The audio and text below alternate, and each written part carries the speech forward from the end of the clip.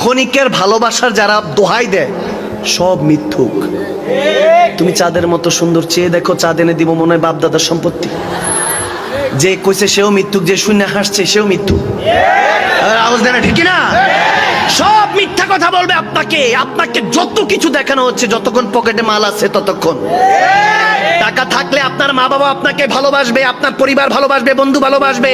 নয়তোবা আপনি যদি honours masters degree নিয়ে, পিএইচডি হোল্ডার ডিগ্রি নিয়ে বেকার অবস্থায় ঘুরেন, পকেটটা খালি থাকলে আপনাকে এই সমাজ বেকার বলে গালি দিবে। আওয়াজ দেয় না, ঠিক না?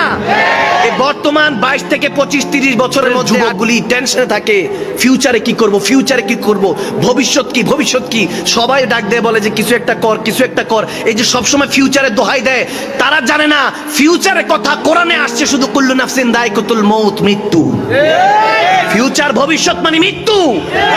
মৃত্যুর জন্য আপনি প্রস্তুতি নেন। পিছনে আপনার মালা